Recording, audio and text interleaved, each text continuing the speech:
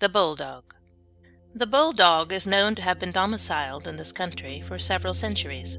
Like the Mastiff, of which it is a smaller form, it is a descendant of the Allant Mastiff or Bandog, described by Dr. Caius, who states that, quote, "The Mastiff or Bandog is vast, huge, stubborn, ugly, and eager, of a heavy and burthenous body, and therefore but of little swiftness, terrible and frightful to behold, and more fierce and fell than any Arcadian cur." End quote. The first mention of Bulldog as the distinctive name of this now national breed occurs in a letter written by Prestwich Eaton from St. Sebastian to George Wellingham of St. Swithin's Lane, London, in 1631 or 1632. Quote, "For a good mastiff dog, a case of bottles replenished with the best liquor, and pray procure me 2 good bulldogs, and let them be sent by ye first ship." End quote. Obviously, the name was derived from the dog's association with the sport of bull baiting. The object aimed at in that pursuit was that of the dog should pin and hold the bull by the muzzle, and not leave it. The bull was naturally helpless while seized in this most tender part. As he lowered his head in order to use his horns, it was necessary for the dog to keep close to the ground, or, in the words of the old fanciers of the sport, to play low. Larger dogs were at a disadvantage in this respect, and therefore those of smaller proportions, which were quite as suitable for the sport, were selected. The average height of the dogs was about 16 inches, and the weight was generally about 45 pounds. Whilst the body was broad, muscular, and compact, it is shown in Scott's well-known engraving of Crib and Rosa. When bull baiting was prohibited by law, the sportsmen of the period turned their attention to dog fighting, and for this pastime the bulldogs were specially trained. The chief centres in London where these exhibitions took place were the Westminster Pit, the Bear Garden at Bankside, and the old Conduit Fields in Bayswater. In order to obtain greater quickness of movement, many of the bulldogs were crossed with the terrier, although some fanciers relied on the pure breed. It is recorded that Lord Camelford's bulldog, Belcher, fought 104 battles without once suffering defeat. The decline of bull baiting and dog fighting after the passing of the bill prohibiting these sports was responsible for a lack of interest in perpetuating the breed of bulldogs. Even in 1824, it was said to be degenerating, and gentlemen who had previously been the chief breeders gradually deserted that fancy. At one time it was stated that Wasp, Child, and Billy, who were of the Duke of Hamilton's strain, were the only remaining bulldogs in existence, and that upon their decease the bulldog would become extinct, a prophecy which all bulldog lovers happily find incorrect. The specimens alive in 1817, as seen in prints of that period, were not so cloddy as those met with at the present day. Still, the outline of Rosa in the engraving of Crib and Rosa is considered to represent perfection in the shape, make, and size of the ideal type of bulldog. The only objections which have been taken are that the bitch is deficient in wrinkles about the head and neck, and in substance of bone in the limbs. The commencements of the dog show era in 1859 enabled classes to be provided for bulldogs, and a fresh incentive to breed them was offered to the dog fancier. In certain districts of the country, notably in London, Birmingham, Sheffield, Manchester, and Dudley, a number of fanciers resided, and it is to their efforts that we are indebted for the varied specimens of the breed that are to be seen at the present time. In forming a judgment of a bulldog, the general appearance is of most importance, as the various points of the dog should be symmetrical and well balanced, no one point being in excess of the others so as to destroy the impression of determination, strength, and activity which is conveyed by the typical specimen. His body should be thick-set, rather low in stature, but broad, powerful, and compact. The head should be strikingly massive and large in proportion to the dog's size. It cannot be too large so long as it is square. That is, it must not be wider than it is deep. The larger the head in circumference, caused by the prominent cheeks, the greater the quantity of muscle to hold the jaws together. The head should be of great depth from the occiput to the base of the lower jaw, and should not in any way be wedge-shaped, dome-shaped, or peaked. In circumference, the skull should measure in front of the ears at least the height of the dog at the shoulders. The cheeks should be well rounded, extend sideways beyond the eyes, and be well furnished with muscle. Length of skull, that is, the distance between the eye and the ear, is very desirable. The forehead should be flat, and the skin upon it and about the head very loose, hanging in large wrinkles. The temples or frontal bones should be very prominent, broad, square, and high, causing a wide and deep groove known as the stop between the eyes, and should extend up the middle of the forehead, dividing the head vertically, being traceable at the top of the skull. The expression "well broken up" is used where this stop and furrow are well marked, and if there is the attendant looseness of skin, the animal's expression is well finished. The face, when measured from the front of the cheekbone to the nose, should be short, and its skin should be deeply and closely wrinkled. Excessive shortness of face is not natural, and can only be obtained by the sacrifice of the chop. Such shortness of face makes the dog appear smaller in head and less formidable than he otherwise would be. Formerly, this shortness of face was artificially obtained by the use of the jack, an atrocious form of torture by which an iron instrument was used to force back the face by means of thumbscrews.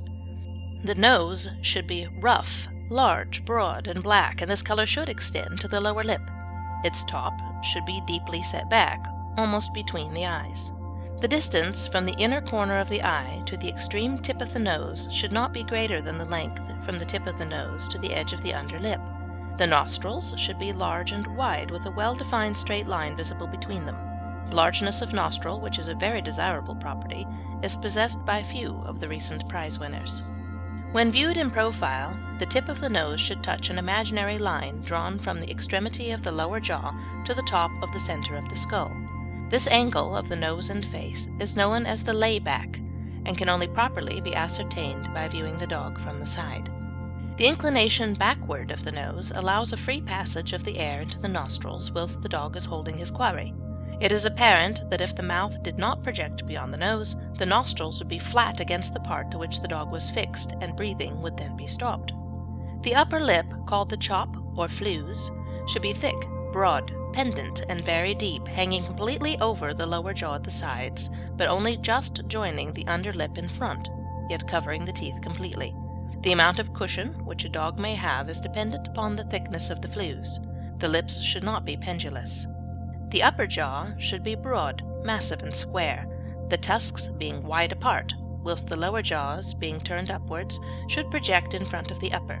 The teeth should be large and strong, and the 6 small teeth between the tusks should be in an even row. The upper jaw cannot be too broad between the tusks.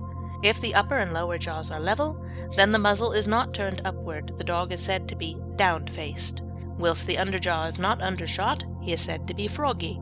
A wry-faced dog is one having the lower jaw twisted, and this deformity so detracts from the general appearance of the dog as seriously to handicap him in the show ring.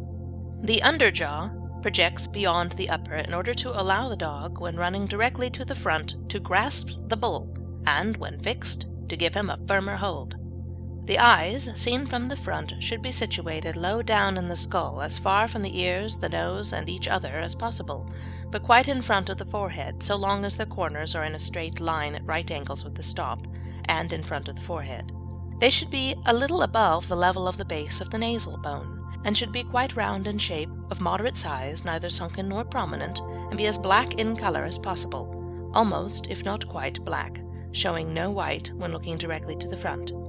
A good deal of a bulldog's appearance depends on the quality, shape, and carriage of his ears. They should be small and thin, set high on the head. That is, the front inner edge of each ear should, as viewed from the front, join the outline of the skull at the top corner of such outline, so as to place them as wide apart, as high, and as far from the eyes as possible. The shape should be that which is known as rose, in which the ear folds inward at the back, the upper or front edge curving over outwards and backwards, showing part of the inside of the burr.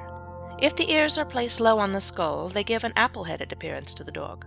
If the ear falls to in front, hiding the interior, as is the case with the fox terrier, it is said to button, and this type is highly objectionable.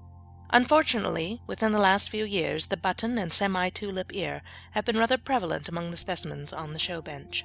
If the ear is carried erect, it is known as a tulip ear, and this form also is objectionable. Nevertheless, at the beginning of the 19th century, 2 out of every 3 dogs possessed ears of this description. The neck should be moderate in length, very thick, deep, muscular, and short, but of sufficient length to allow it to be well arched at the back, commencing at the junction of the skull. There should be plenty of loose, thick, and wrinkled skin about the throat, forming a dewlap on each side from the lower jaw to the chest.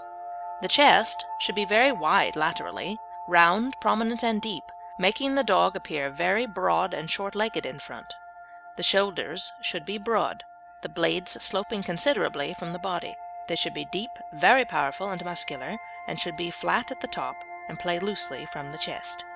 The brisket should be capacious, round, and very deep from the shoulder to the lowest part where it joins the chest, and be well let down between the forelegs. It should be large in diameter, and round beyond the forelegs, neither flat-sided nor sinking, which it will not do provided that the first and succeeding ribs are well rounded. The belly should be well tucked up and not pendulous, a small narrow waist being greatly admired. The desired object in body formation is to obtain great girth at the brisket and the smallest possible around the waist. That is, the loins should be arched very high, with the dog is said to have a good cut up. The back should be short and strong, very broad at the shoulder and comparatively narrow at the loins.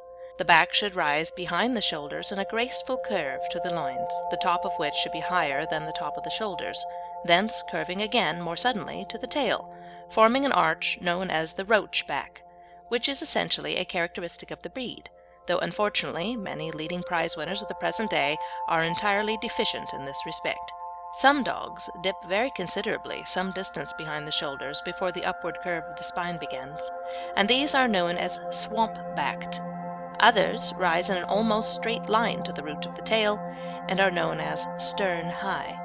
The tail should be set on low, jut out rather straight, then turn downwards, the end pointing horizontally. It should be quite round in its whole length, smooth and devoid of fringe or coarse hair. It should be moderate in length, rather short than long, thick at the root and taper quickly to a fine point. It should have a downward carriage, and the dog should not be able to raise it above the level of the backbone.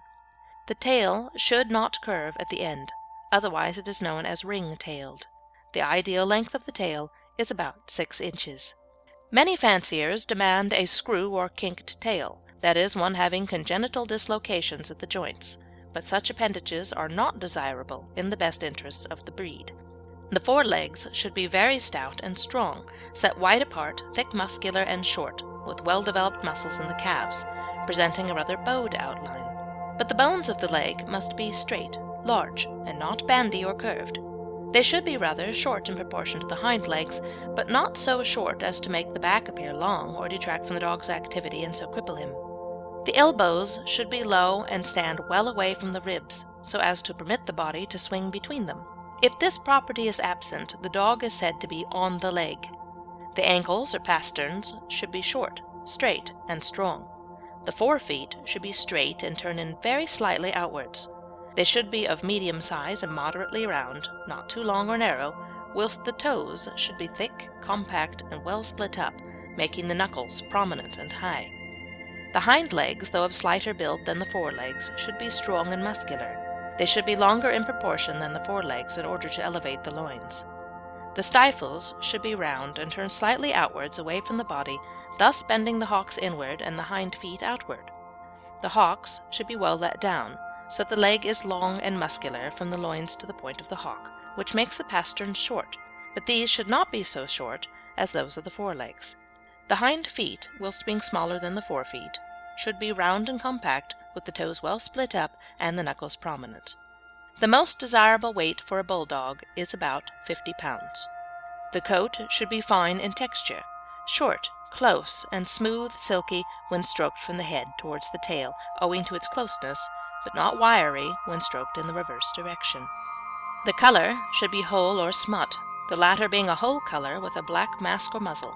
It should be brilliant and pure of its sort.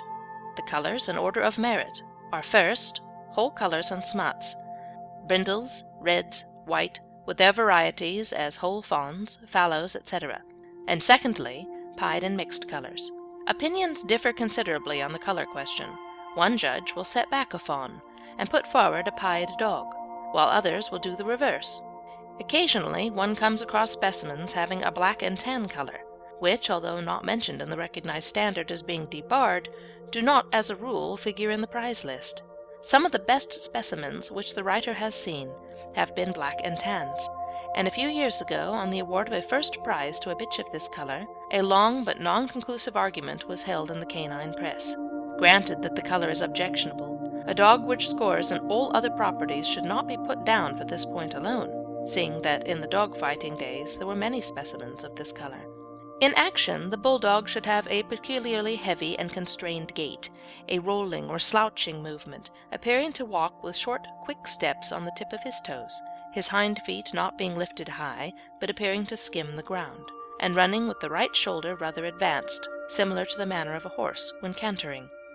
The foregoing minute description of the various show points of a Bulldog indicates that he should have the appearance of a thick-set Ayrshire or Highland bull.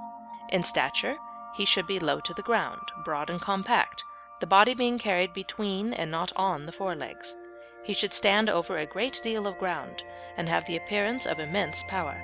The height of the foreleg should not exceed the distance from the elbow to the center of the back, between the shoulder blades. Considerable importance is attached to the freedom and activity displayed by the animal in its movements.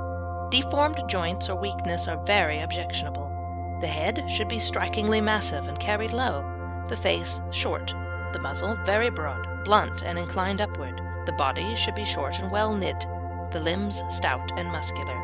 The hindquarters should be very high and strong, but rather lightly made in comparison with the heavily made foreparts. It must be acknowledged that there are many strains of this breed which are constitutionally unsound. For this reason, it is important that the novice should give very careful consideration to his first purchase of a Bulldog. He should ascertain beyond all doubt not only that his proposed purchase is itself sound in wind and limb, but that its sire and dam are, and have been, in similarly healthy condition. The dog to be chosen should be physically strong and show pronounced muscular development. If these requirements are present, and the dog is in no sense a contradiction of the good qualities of its progenitors, but a justification of its pedigree, care and good treatment will do the rest. It is to be remembered, however, that a Bulldog may be improved by judicious exercise. When at exercise or taking a walk with his owner, the young dog should always be held by a leash. He will invariably pull vigorously upon this restraint, but such action is beneficial, as it tends to develop the muscles of the shoulders and front of the body. When taking up the Bulldog fancy, 9 out of every 10 novices choose to purchase a male. The contrary course should be adopted. The female is an equally good companion in the house or on the road. She is not less affectionate and faithful, and when the inevitable desire to attempt to reproduce the species is reached, the beginner has the means at once available. It is always difficult for the uninitiated to select what is likely to be a good dog from the nest. In choosing a puppy, care should be taken to ensure it has plenty of bone in its limbs, and these should be fairly short and wide. The nostrils should be large, and the face as short as possible. The chop should be thick and heavily wrinkled, and the mouth square. There should be a distinct indent in the upper jaw, where the bone will eventually curve, whilst the lower jaw should show signs of curvature and protrude slightly in front of the upper jaw. The teeth from canine to canine, including the 6 front teeth, should be in a straight line. See that the ears are very small and thin, and the eyes well set apart. The puppy having these properties, together with the domed, peaked, or coconut-shaped skull, is the one which, in 9 cases out of 10, will eventually make the best-headed dog of the litter. The breeding of Bulldogs requires unlimited patience, as success is very difficult to attain. The breeder who can rear 5 out of every 10 puppies born may be considered fortunate. It is frequently found in what appears to be a healthy lot of puppies that some of them begin to whine and whimper towards the end of the first day, and in such cases the writer's experience is that there will be a speedy burial. It may be that the cause is due to some acidity of the milk, but in such a case one would expect similar difficulty would be experienced by the remainder of the litter. But this is not the usual result. Provided that the puppies can be kept alive until the 4th day, it may be taken that the chances are well in favor of ultimate success. Many breeders object to feeding the mother with meat at this time, but the writer once had 2 litter sisters who whelped on the same day, and he decided to try the effect of a meat versus farinaceous diet upon them. As a result, the bitch who was freely fed with raw beef reared a stronger lot of puppies, showing better developed bone than the one who was fed on milk and cereals. Similarly, in order that the puppy after weaning may develop plenty of bone and muscle, it is advisable to feed once a day upon finely minced raw meat. There are some successful breeders, indeed, who invariably give to each puppy a teaspoonful of cod liver oil in the morning, and a similar dose of extract of malt in the evening, with the result that there are never any rickety or weak dogs in the kennels, whilst the development of bones in the skull and limbs is most pronounced. Owing to their lethargic disposition, young bulldogs are somewhat liable to indigestion, and during the period of puppyhood, it is of advantage to give them a tablespoonful of lime water once a day in their milk food. Many novices are in doubt as to the best time to breed from a bull bitch, seeing that oestrum is present even before she is fully developed. It may be taken as practically certain that it is better for her to be allowed to breed at her first heat. Nature has so arranged matters that a bull bitch is not firmly set in her bones until she reaches an age of from 12 to 18 months. Therefore, she will have less difficulty in giving birth to her offspring if she be allowed to breed at this time. Great mortality occurs in attempting to breed from maiden bitches exceeding 3 years of age, as the writer knows to his cost. It is desirable, in the case of a young bitch having her first litter, for her master or mistress to be near her at the time, in order to render any necessary assistance, but such attentions should not be given unless actual necessity arises. Some bitches, with excessive layback and shortness of face, have at times a difficulty in releasing the puppy from the membrane in which it is born, and in such a case it is necessary for the owner to open this covering and release the puppy, gently shaking it about in the box until it coughs and begins to breathe. The umbilical cord should be severed from the afterbirth about 4 inches from the puppy, and this will dry up and fall away in the course of a couple of days. In general, it is true economy for the bulldog breeder to provide a foster mother in readiness for the birth of the expected litter, especially as this so in the case of a first litter, when the qualifications for nursing by the mother are unknown. Where there are more than 5 puppies, it is also desirable to obtain a foster mother in order that full nourishment may be given to the litter by both mothers. The best time of the year for puppies to be born is in the spring, when owing to the approaching warm weather, they can lead an outdoor life. By the time they are 6 months old, they should have sufficient stamina to enable them to withstand the cold of the succeeding winter. It has been ascertained that bulldogs which have been reared out of doors are the least liable to suffer from indigestion, torpidity of the liver, asthma, or other chest ailments, whilst they invariably have the hardiest constitution. Bulldogs generally require liberal feeding, and should have a meal of dry biscuit the first thing in the morning, whilst the evening meal should consist of a good stew of butcher's offal poured over broken biscuit, bread, or other cereal food. In the winter time, it is advantageous to soak a tablespoonful of linseed in water overnight, and after the pods have opened, to turn the resulting jelly into the stew pot. This censures a fine glossy coat, and is of value in toning up the intestines. Care must, however, be taken not to follow this practice in excess in warm weather, as the heating nature of the linseed will eventually cause skin trouble. With these special points attended to, the novice should find no difficulty in successfully becoming a bulldog fancier, owner, and breeder. In conclusion, it cannot be too widely known that the bulldog is one of the very few breeds which can with perfect safety be trusted alone to the mercy of children, who naturally in the course of play try the patience and good temper of the firmest friend of man. The miniature bulldog. 50 or 60 years ago, toy, or rather, as the recent edict of the Kennel Club requires them to be dubbed miniature, bulldogs were common objects of the canine countryside. In fact, you could hardly ever talk for 10 minutes to any bulldog breeder of old standing without his telling you tall stories of the wonderful little bulldogs, weighing about 15 or 16 pounds, he either knew or owned in those long past days. Prominent among those who made a cult of these little bantams were the lace workers of Nottingham, and many prints are extant which bear witness to the excellent little specimens they bred. But a wave of unpopularity overwhelmed them, and they faded across the Channel to France, where, if, as it is asserted, our Gallic neighbours appreciated them highly, they cannot be said to have taken much care to preserve their best points. When, in 1898, a small but devoted band of admirers revived them in England, they returned, most attractive, 'tis true, but hampered by many undesirable features, such as bat ears, froggy faces, waving tails, and a general lack of bulldog character. However, the Toy Bulldog Club then started, took the dogs vigorously in hand, and thanks to unceasing efforts, toy bulldogs have always since been catered for at an ever-increasing number in shows. Their weight, after much heated discussion and sundry downs and ups, was finally fixed at 22 pounds and under. The original aim of miniature bulldogs, i.e., to look like the larger variety seen through the wrong end of a telescope, if not actually achieved, is being rapidly approached, and can no longer be looked upon as merely the hopeless dream of a few enthusiasts.